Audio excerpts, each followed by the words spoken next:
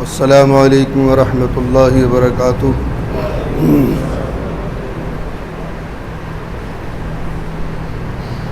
نحمدہ ونصلی علی رسولہ الکریم، اما بعد۔ بسم اللہ الرحمن الرحیم۔ اللہم طہر قلبی من النفاق وعملی من الریاء ولسانی من الکذب وعینی من الخیانۃ فإنک تعلم خائنۃ الأعین وما تخفی الصدور۔ قال النبی صلی اللہ علیہ وسلم وقال اصحاب رسول اللہ صلی اللہ علیہ وسلم یا رسول اللہ ما هذه الأضاحی؟ قال سنة أبيكم إبراهيم عليه السلام۔ قالوا فما لنا فيها يا رسول الله؟ قال بكل شعرة حسنة۔ قالوا فالصوف يا رسول الله؟ قال بكل شعرة من الصوف حسنة، أو كما قال عليه السلام۔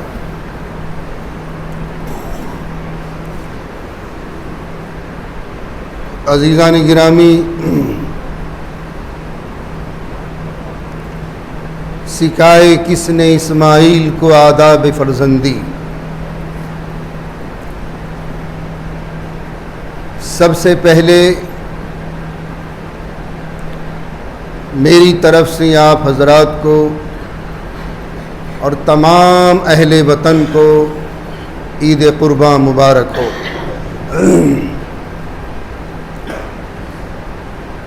بارگاہ قدسی میں دعا گو ہوں کہ اللہ رب العزت والجلال پورے عالم اسلام کو امن و امان کے ساتھ، عافیت کے ساتھ یہ عید قرباں نصیب ہو۔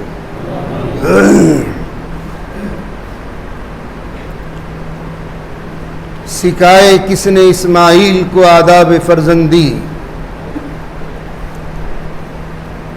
اس سنت ابراہیمی میں اللہ رب العزت والجلال کے کتنے راز پنہاں ہیں، بے شمار۔ سیدنا حضرت ابراہیم علی نبینا علیہ الصلاۃ والتسلیم کو اللہ تعالیٰ نے کون کون سے امتحان سے نہیں گزارا۔ بڑھاپے کا یہ سہارا، 7 برس کی عمر ہے حضرت سیدنا اسماعیل علیہ الصلاۃ والتسلیم کی۔ ذی الحجہ کی 8ویں شب میں خواب دیکھا کہ میں اپنے بیٹے کو ذبح کر رہا ہوں۔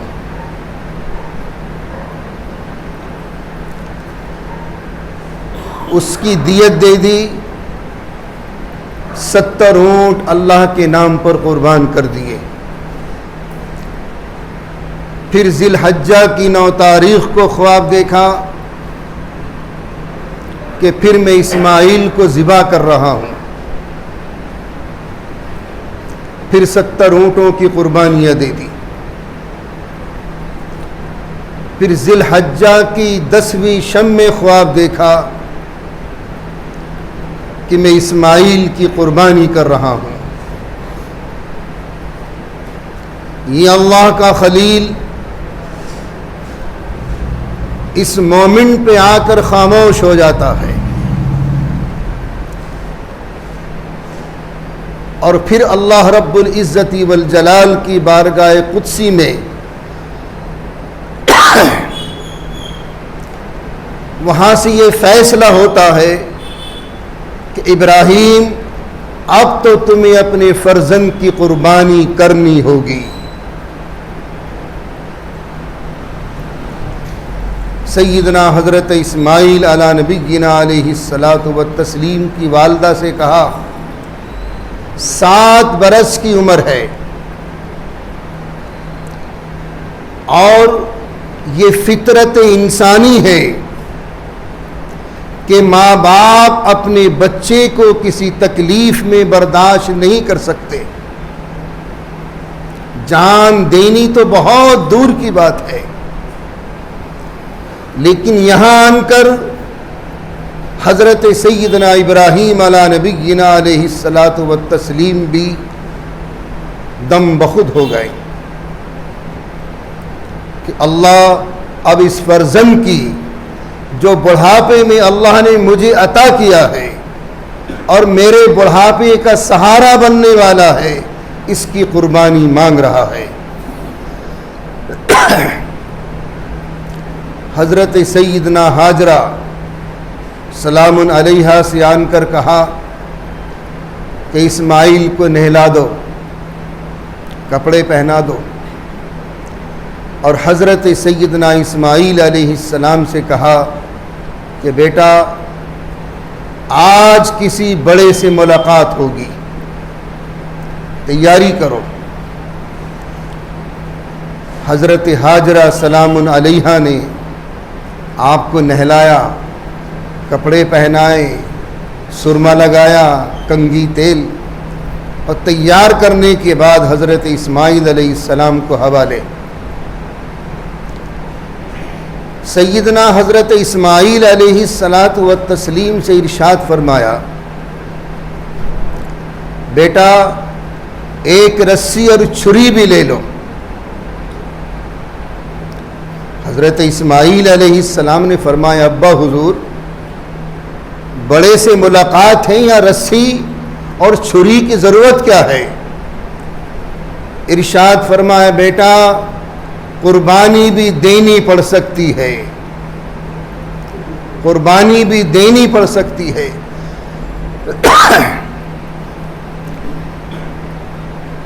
اتنا بڑا امتحان یہ شیطان کو برداشت نہیں ہو سکا،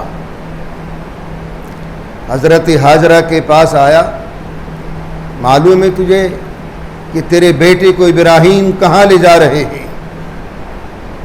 فرمایا بڑے سے ملاقات ہے، کہ بڑے سے نہیں، خدا نے تیرے بچے کی قربانی مانگی ہے، وہ اسماعیل کو قربان کرنے کے لیے لے جا رہے ہیں۔ حضرت ہاجرہ بھی ہاجرہ تھی، ارشاد فرمایا جب اللہ نے یہ قربانی مانگی ہے تو مجھے منظور ہے، مجھے منظور ہے، اللہ کی رضا مجھے منظور ہے۔ یہاں سے ناکام ہوا، پھر حضرت اسماعیل علیہ السلام سے جا کر کہا پتہ ہے آپ کو کہاں لے جا رہے ہیں؟ فرمایا کسی بڑے سے ملاقات ہے، کہ بڑے سے نہیں، تیری قربانی کرنے کے لیے ابراہیم لے جا رہے ہیں، کس لیے کہ اللہ کا حکم ہے۔ حضرت سیدنا اسماعیل علیہ السلام نے ارشاد فرمایا اگر اللہ کا یہی حکم ہے اور میری قربانی سے اللہ راضی ہونا چاہتا ہے تو میرا سر تسلیم خم۔ 7 سال کی عمر ہے، کیا بساط ہے اس بچے کی، لیکن اللہ کے لیے سب کچھ قربان۔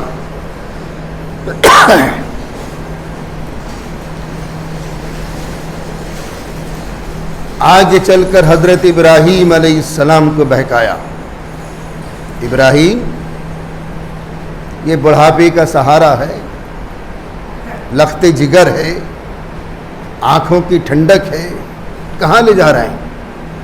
حضرت سیدنا ابراہیم علیہ السلام نے اچھا یہ شیطان ہے، 7 کنکریاں ماری، بسم اللہ اللہ اکبر پڑھ کر ماری، پھر دوسری جگہ جا کے بہکایا، پھر تیسرے مقام پر جا کے بہکایا۔ آج یہ تینوں جمرات جہاں رمی جمار ہوتی ہے اور حجاج کرام اور شیطان کے کنکریاں مارتے ہیں، یہ بھی حضرت سیدنا ابراہیم علیہ الصلاۃ والتسلیم کی پاکیزہ سنت ہے، اور رہتی دنیا تک رہے گی، قیامت تک رہے گی۔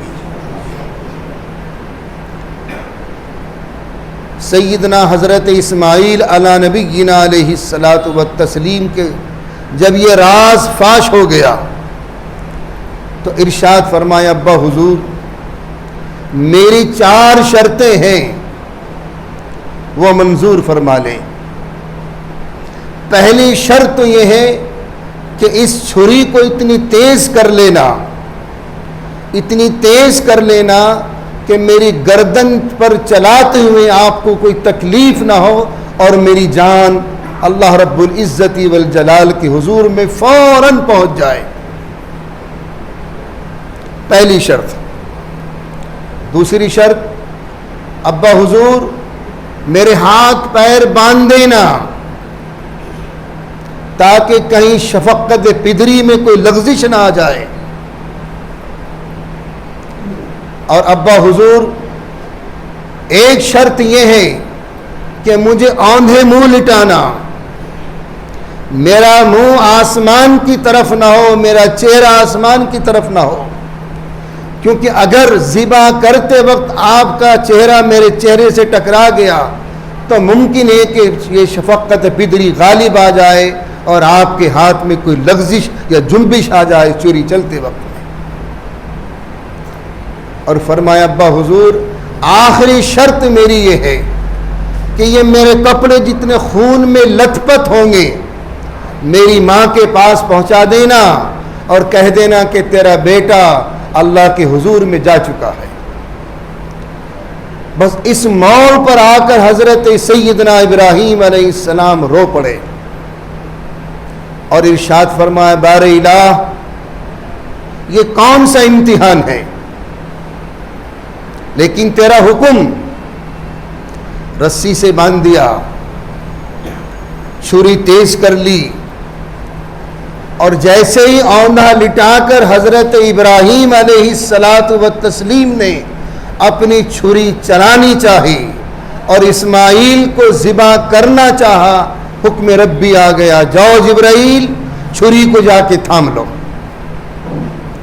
میرے اسماعیل کا ایک رونگٹا نہ کٹے، جاؤ. اور یہ بھی یاد رکھنا جبرائیل اگر اسماعیل کا ایک رونگٹا بھی کٹ گیا تو میں تجھے اپنی بارگاہ قدسی سے دور کر دوں گا. حضرت سیدنا جبرائیل علیہ الصلاۃ والتسلیم تشریف لائے اور چھری کو تھام لیا. حضرت سیدنا ابراہیم علیہ السلام نے اپنا اور اپنی نبوت کا پورا زور لگا دیا، چھری چل کے ہی نہیں دی، ایک رواں تک نہیں کاٹا. فرمایا چھری تو چلتی کیوں نہیں، تو اسماعیل کا گلا کاٹتی کیوں نہیں. چھری کو اللہ تعالیٰ نے زبان دی اور چھری کے اندر سے آواز آئی ابراہیم آگ نے تجھ کو کیوں نہیں جلایا تھا. فرما اللہ کا حکم تھا کہ جو اللہ کا حکم جب تھا وہی آج اللہ کا حکم ہے. جس آگ نے آپ کو نہیں جلایا، جس ذات کے حکم سے آگ نے آپ کو نہیں جلایا، اسی ذات کا حکم میرے پاس بھی ہے کہ میرے اسماعیل کا رواں تک نہ کٹ جائے. میں مجبور ہوں، میں اللہ کے حکم کی پابند ہوں، میں اللہ کے حکم کی تابع ہوں. حضرت سیدنا ابراہیم علی نبینا علیہ الصلاۃ والتسلیم نے حتی الامکان کوشش کی کہ اسماعیل ذبح ہو جائے، لیکن اللہ یہ تو ایک امتحان تھا. وَفَدَيْنَاهُ بِذِبْحٍ عَظِيمٍ. پھر اللہ تعالیٰ نے جنت کا ایک مینا بھیجا، ایک دمبا بھیجا، اس کی قربانی. اور اللہ نے فرمایا ابراہیم آپ نے اپنے خواب کو سچا کر دکھایا، ہم نے تیری یہ قربانی قبول کر لی اور تا قیامت یہ تیری سنت ابراہیمی میرے محبوب کی امت میں زندہ اور جاوندہ رہے گی. یہ وہ تاریخ ہے کہ جس میں حضرت سیدنا ابراہیم علی نبینا علیہ الصلاۃ والتسلیم کی سنت میں معلوم نہیں کتنے راز اللہ تعالیٰ کے پوشیدہ ہیں.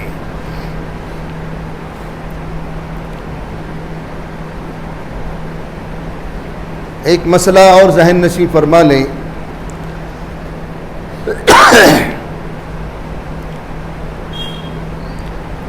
جن حالات سے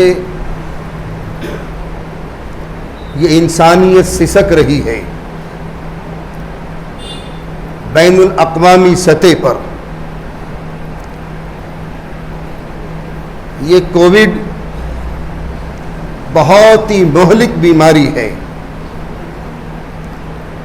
اور اس میں راز کیا ہے یہ تو اللہ رب العزت والجلال بہتر جانتا ہے، لیکن یہ میرا اپنا پرسنل عقیدہ ہے کہ اللہ کا عذاب اتنے دن تک نہیں ٹھہرتا، آیا اور گیا۔ یہ من جانب اللہ تو ناممکن سا ہے، یہ من جانب الناس ہے، جو کچھ بھی ہے۔ اللہ ہم سب کی حفاظت فرمائے۔ ہماری مسجد حوض والی چوڑی والان میں یہ کووڈ جب تک ہندوستان میں رہے گا، جب تک اس کا خاتمہ نہیں ہوگا، ہماری نمازوں میں سوشل ڈسٹینسنگ چلے گی۔ مسجد حوض والی چوڑی والان میں سوشل ڈسٹینسنگ چلے گی جب تک اس کووڈ کا خاتمہ نہ ہو جائے۔ دنیا کی مسجدوں میں چلے نہ چلے، لیکن ہماری مسجد میں ڈسٹینس رہے گا نماز کی حالت میں۔ خدا کرے یہ بیماریاں ہمارے ہندوستان سے بھی ختم ہو اور تمام عالم انسانیت سے ختم ہو۔ چلتے چلتے ایک واقعہ میں آپ حضرات کو سنا دوں کہ ہماری دعائیں قبول کیوں نہیں ہو رہی۔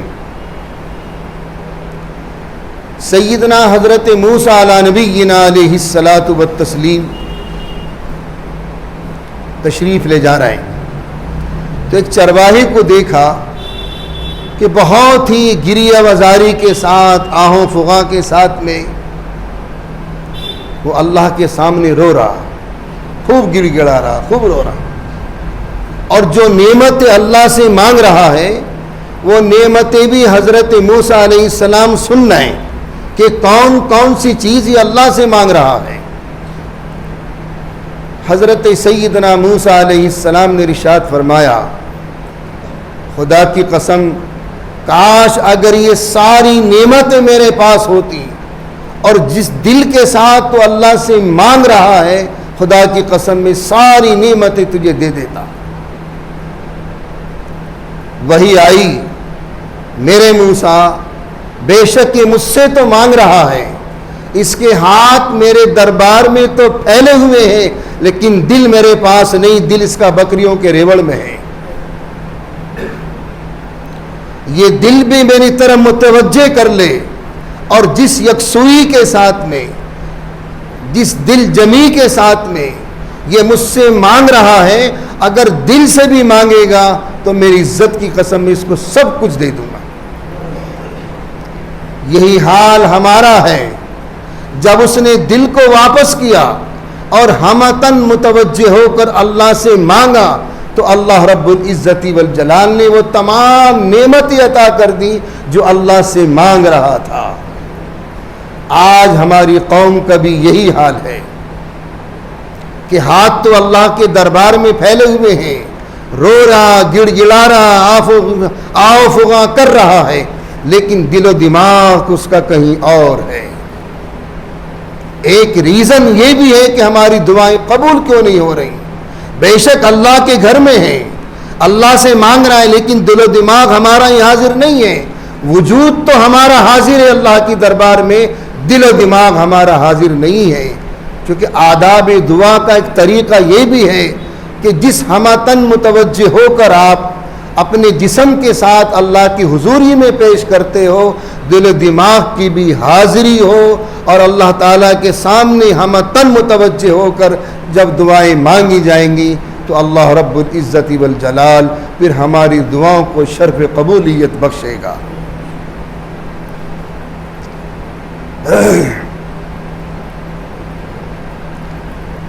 اسلام ایک آفاقی مذہب ہے، اور اسلام کی شان یہ ہے کہ ہماری ذات سے کسی کو تکلیف نہ پہنچے۔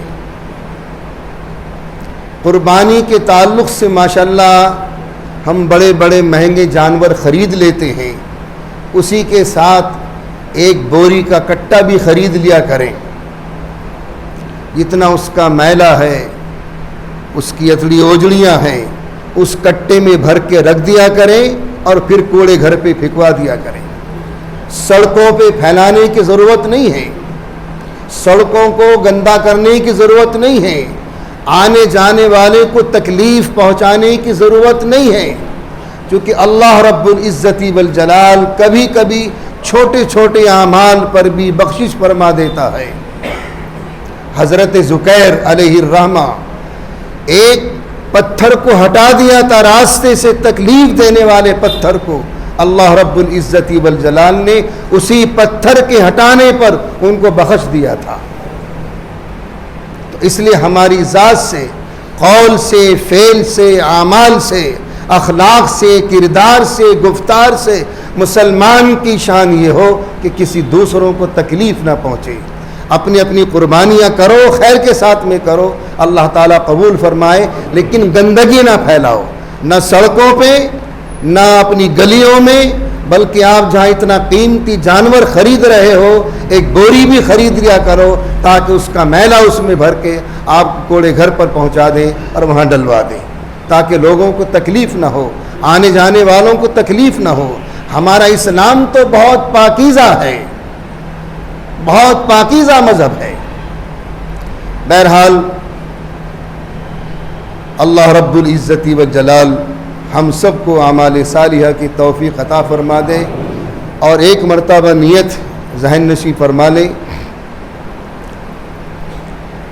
2 رکعت نماز واجب عید الاضحیٰ 6 زائد تکبیروں کے ساتھ منہ میرا طرف کعبہ شریف کو، پیچھے اس امام کے اللہ اکبر کہیں۔ پہلی تکبیر پر تو ہاتھ باندھنے ہیں، پہلی تکبیر پر ہاتھ باندھنے ہیں اور ثنا پڑھنی ہے۔ ثنا پڑھنے کے بعد امام دوسری تکبیر کہے گا تو دونوں ہاتھ کانوں تک اٹھائیں گے، اللہ اکبر کہتے ہوئے چھوڑ دیں گے۔ پھر تیسری تکبیر پر بھی یہی عمل ہوگا، اور چوتھی تکبیر پر ہاتھ باندھ لیں گے، حسب معمول قرات ہوگی اور رکعت ہو جائے گی۔ رکعت ثانیہ میں یعنی دوسری رکعت میں پہلے قرات ہوگی اور رکوع میں جانے سے پہلے تکبیرات ہوگی۔ امام پہلی تکبیر کہے گا، اللہ اکبر کہتے ہوئے دونوں ہاتھ کانوں تک اٹھائیں اور چھوڑ دیں۔ پھر امام دوسری تکبیر کہے گا، دونوں ہاتھ کانوں تک اٹھائیں اور چھوڑ دیں۔ پھر امام تیسری تکبیر کہے گا، دونوں ہاتھ کانوں تک اٹھائیں، اللہ اکبر کہتے ہوئے چھوڑ دیں، اور چوتھی تکبیر پر بجائے ہاتھ اٹھانے کے رکوع میں چلے جائیں۔ ایک اعلان بھی سماعت فرماتے چلیں، چونکہ ہمارے حضرت جی، آپ کے بھی حضرت جی ہیں ماشاءاللہ، دلی والے تو بہت وہاں تشریف لے جاتے ہیں دعا کے لیے۔ ایک تو وہ سخت بیمار ہیں، تقریباً 3 سال سے ڈائلیسس پر ہیں، ان کے حق میں دعا فرمائیں، اللہ تعالیٰ ان کو صحت کاملہ اور صحت مستمر عطا فرما دیں۔ دوسرا، حضرت کے مدرسے کا جو بینر ہے وہ گلی حکیم جی کے سامنے لگے گا، بھائی بندو پنواڑی کی دکان کے پاس۔ اپنی اپنی چرم و قربانیاں تمام مدرسوں کا حق ہے۔ میں نے یہ نہیں کہہ رہا کہ صرف ہمارے مدرسہ کا ہی تعاون کرے، مدارس اسلامیہ یہ قوم کی امانت ہے اور دین کے محفوظ قلعے ہیں۔ اگر مدرسے محفوظ نہیں تو دین محفوظ نہیں، کوئی مسئلہ بتانے والا نہیں ملنے کا۔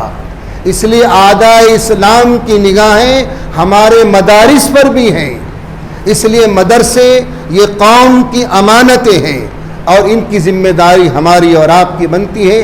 اس لیے تمام مدارس کے بھی آپ تعاون کریں اور سب کے ساتھ میں ہمارے حضرت جی کا مدرسے کا بھی تعاون کریں، لیکن وہ کھال کتنے کی بکے، 10 کی بکے، 5 کی بکے، وہ تو مدرسے کا نصیب ہے، لیکن کھال کے ساتھ ساتھ مدرسے کا تعاون بھی الگ سے کریں گے آپ، چاہے 100 روپے ہوں، 50 روپے ہوں، حسب گنجائش کھال کے ساتھ نقد بھی آپ دے کر آئیں، تاکہ چونکہ نوٹ بندی سے لے کر آج تک کتنے مدرسے، لاک ڈاؤن ہوا اس سے پہلے نوٹ بندی ہوئی، کتنے مدارس بند ہو گئے، کتنے علماء رکشہ چلا رہے ہیں، کتنے علماء سبزیاں بیچ رہے ہیں، اور یہ ٹارگیٹ ہے ہمارے دینی مدارس انٹرنیشنل لیول پر کہ سب سے پہلے اسی کو ٹارگیٹ کیا جاتا ہے.